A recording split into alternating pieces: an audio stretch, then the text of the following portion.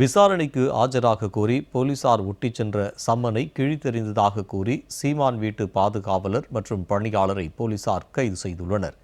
இது ஆளும் சர்வாதிகார திமுக அரசின் பழி தீர்க்கும் நடவடிக்கையே என நாம் தமிழர் கட்சியினர் குற்றம் சாட்டியுள்ளனர். இதுகுறித்த ஒரு செய்தி தொகுப்பு.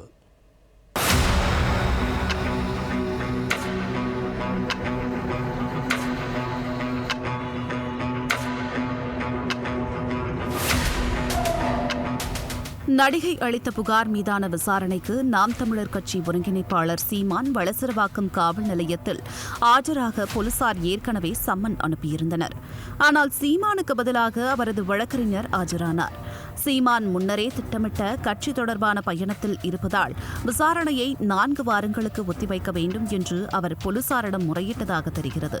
ஆனால் சீமானின் கால அவகாச கோரிக்கையை ஏற்காத போலீசார் 28ஆம் தேதி நேரில் ஆஜராகுமாறு சீமானுக்கு சம்மன் வழங்க நீலாங்கரையில் உள்ள அவரது வீட்டிற்கு சென்றுள்ளனர்.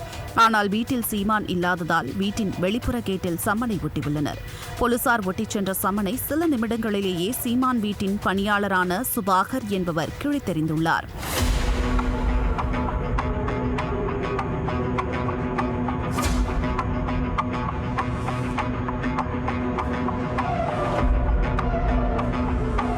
இதையறிந்த நீலாங்கரை காவல் ஆய்வாளர் பிரவீன் ராஜேஷ் போலீஸ் படையோடு சீமான் வீட்டிற்கு நேரில் சென்று ஒட்டப்பட்ட சம்மன் அத்துமீறி கிழிக்கப்பட்டது குறித்து கேட்டுள்ளார்.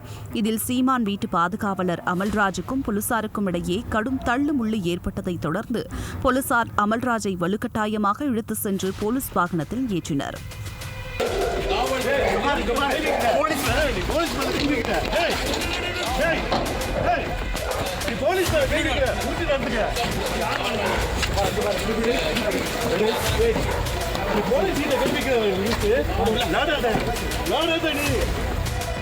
அப்போது பாதுகாவலர் அமல்ராஜிடம் துப்பாக்கி இருந்ததை கண்டுபிடித்த போலீசார் அதை பறிமுதல் செய்ததோடு காவல் நிலையம் அழைத்து சென்று விசாரணை நடத்தி வருகின்றனர். மேலும் ஒட்டப்பட்ட நோட்டீஸை கிழித்த நபரையும் போலீசார் பிடித்துச் சென்றனர். சீமான் வீட்டு பாதுகாவலர் அமல்ராஜ் முன்னாள் ராணுவ வீரர் என்றும் அவர் வைத்திருந்த துப்பாக்கி முறையாக லைசென்ஸ் பெறப்பட்டது எனவும் சீமானின் வழக்கறிஞர் கூறியுள்ளார். அது மட்டுமின்றி சீமானுக்கு பல அச்சுறுத்தல்கள் இருப்பதாலேயே வீட்டிற்கு துப்பாக்கி ஏந்திய பாதுகாவலரை பாதுகாப்பிற்கு நியமித்துள்ளதாகவும் தெரிவித்துள்ளார். இல்ல, யாருமே போலீஸ்காரங்களை உள்ள வந்து தாக்கலங்க. இவங்க போலீஸ்காரங்க வந்து அத்துமீறி உள்ள நுழையும் போதுதான் தள்ளுமுள்ளு நடக்குது. இவரை வந்து வலுக்கட்டாயமா ஜீப்ல ஏத்துறாங்க. ஏத்தும் போதுதான் அந்த துப்பாக்கி வந்து அவர் இடுப்புல இருந்து தெரிய வருது. எடுத்துதான் கொடுக்கிறாரு ஒளி, அவர் துப்பாக்கி காமிச்சு அவர் மிரட்டல.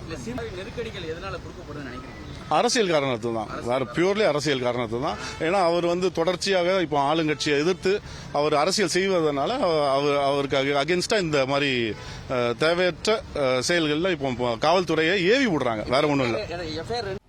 சீமானின் பாதுகாவலர் அமல்ராஜிடம் பறிமுதல் செய்யப்பட்ட துப்பாக்கியில் 20 தோட்டாக்கள் இருந்ததாக கூறப்படும் நிலையில் விசாரணைக்கு சென்ற ஆய்வாளர் பிரவீன் ராஜேஷை கொலை செய்ய முயன்றதாக அமல்ராஜ் மற்றும் சம்மனை குழித்த சுபாகர் மீது போலீசார் பல்வேறு பிரிவுகளின் கீழ் வழக்கு பதிவு செய்துள்ளனர்.